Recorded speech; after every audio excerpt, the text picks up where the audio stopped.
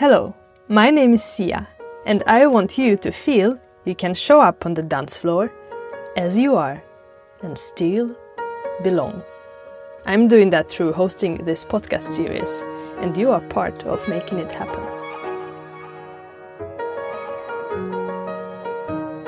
Let's test. Can you say something? Yeah, absolutely. I won't talk with that voice, but yeah, basically it's going to be at that volume, I guess. Yeah. But when you sang, it was louder, so you can keep singing if you want. But okay. Exactly. Nice to talk to you for the first time, actually. Yeah, exactly. Keep seeing you play different instruments and do different things, but never talk to you. Now is the time. We have 30 minutes, a bit less. What do you want people to know about you? Introduce yourself. Hi, my name is Maka. I come from south of France, Toulouse. I've been dancing since 13 years, something like this, and playing since 10 years. And so I teach Lindy Hop. I also teach a lot of musicality classes. I also DJ a lot in a lot of events, and I play music for dancers. I'm in a band called Toulouse Hot Club, and yeah, we play for dancers mostly, and that's it. And also, yeah, I'm a jam man. Like, I'm hired on several festivals to make people play. Yeah. I think the first time I saw you was outside of Porto, in a little big swing. Yeah. It was very fun, because there was a parade going around, and now we're in Herräng. And you do your thing here. For how many years have you been in Herräng? It's my 6th year. Okay, cool. Nice. Okay. The first formal question, why do you dance? Oh, that's a deep question. I know, it sounds so easy, and then like, oh. Yeah. I dance because I think it's a very cool way to, connect body with emotions and culture, and yeah, with music. I think it's something very global, and it's very nice to have anyone connected to all those aspects. And I think it's pretty rare, like a lot of people, they have this relationship with their body through sports and performance, like running, climbing, stuff like this. But to have something physical, but also like sensitive and artistic, dance is the best for that. And so I did like judo for years, and the way I've connected with other bodies was with strangling them. And now I'm happy to to have another kind of connection. Yeah, exactly. Well, you can maybe use the other one as well in it when you feel like it. Because you're also a musician.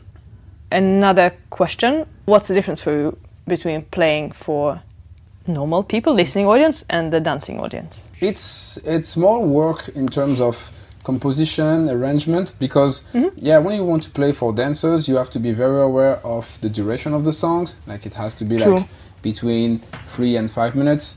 You have to be very aware of the events, like the thing that are happening in a song, riff, special choruses, breaks, stuff like this. When you play for like regular audience, you can be less, you can be more, careless about that. But I like also to play for, regular, like seated audiences, because also like the link you can have with the audience is different, because you can have time to, make jokes, introduce more the songs, introduce more the people on stage. With dancers, it's more like, when is the next song? Exactly. We're waiting. So it's another mindset. But I like to do both. But yeah, mostly I'm doing stuff for dancers. Yeah, I've only seen you perform for dancers, so I don't know the other side, but makes sense. Yeah, I don't play that much swing for other audiences. Yeah. But I do like for jazz festival, for example, and in that case, it's seated audience, and it's cool, to have time to make jokes and not like be like, okay, I have like 30 seconds and then I have to move on, because people are like craving for the other song. So it's another, I told you, like another kind of mindset. Do you mean jokes verbal with words, or jokes with music? No, jokes with like introducing the song with like a cool anecdote, like a story about something. True. Yeah, that doesn't work. To connect a little bit more, because it's jazz. So like for most of people, they're like, okay, they're receiving notes. Like and it could be amazing, but sometimes it could be a bit overwhelming. And I think it's really important to have those moments between the songs to say like, okay, we did that, we thought about that, So people can have more memories about that because people will remember that more than the notes. Yeah. Most of people, if they're not musicians. Yeah, no one will say like, oh, at that moment he played this minor third, that was amazing. No. We say like, at that moment he told me that joke about Duke Ellington, and exactly, and that was to that song. And then when they think this song, they hear the song, maybe they think of what you said. Yeah, and for dancers it's tricky to do that. Yeah, or there is a limit. Yeah, I noticed in myself, it easily becomes too much talking, but I think people are different as well. Yeah. Okay, next question is connected to lighting. To? Lighting. Okay. I work in that, so it might sound a bit random. But have a think and give me a memory that you have connected to dancing or playing music where lighting played a role. Yeah. So yeah, we can tell where when the person in charge of the light was good. Because like that person can match with the ambience or the atmosphere of the song. Like, okay, it's going to be soft, so suddenly it's going to be like, I don't know, blue or like more reddish, and now it's a moment with the riff, so you can have like flash and stuff like this, and yeah, I think on stage it's more hard to receive that directly because we're also like connected with the other dancers, reading the charts, exactly. But we feel it, it gives another drive to be like enlightened compared to just having something bland. And for the audience, I think it's good. The only problem I think we have in the Lindy Hop community is most of the people, when they're not dancing, they're not really watching the gig. They're on the sides and they're waiting, or they're like watching other people dance, but they could have seize that occasion to also like check what's on stage, and also like see the full show, because it's a full show. Like, you have music, you have like outfits. Normally there is like like a building up in the set, and if you have lights, it's great. But most of the people, they don't realize that. Like, okay, this is like guys in tuxedos on stage. And I'm just waiting on the side. For the other leader, maybe, for example. Yeah. Example. So, so when you're on stage and it's good, it's great. But for the audience, I don't know if they're like, for dancing audiences, I don't know if they can realize that so much, because they're not watching the stage so much. Yeah, and I'm sure that some people are more sensitive to this. Like, I'm constantly watching lights, like, whoa, that was cool. And then I probably miss the leader passing by. Like, okay, next time I'll be watching. But also, I think a lot of people don't see it, but feel it somehow. Like you said, maybe they are not aware of it, but they just think, oh, now something changed. I want to move in a different way. So yeah, interesting reflection. Thank you. Next question. I'm aware of time, and we are going very fast. What is it that you specifically bring to the dance floor? As a dancer or as a musician? Let's take both. Okay. So as a musician, I like to do compositions. With my band, we have like a composition and original arrangement, and I think it's nice because like we need to dance on something new and unexpected at some point. Like when everyone is dancing on the same ba da da da da, like also like it's different from my side, because I'm on a swing festival, like I don't know, 2 or 3 times per month. So I'm less, emotional about the same yeah, songs. Exactly. And because I think also it's something that as an artist it's important to do, to not just like do retakes of the same formulas. So so yeah, I like to bring that to the audience, and also as a DJ to bring other tunes, other feelings, like not just swing, but also like New Orleans stuff, rhythm and blues stuff, like different flavors, and not just like classic 130 BPM Count Basie big band sound. So I like to bring that, because it brings other flavors, so other memories, other way to connect with your partners, and to get people a little bit out of their comfort zone, because if you're always in that zone, every party looks the same and feels the same, and you get bored.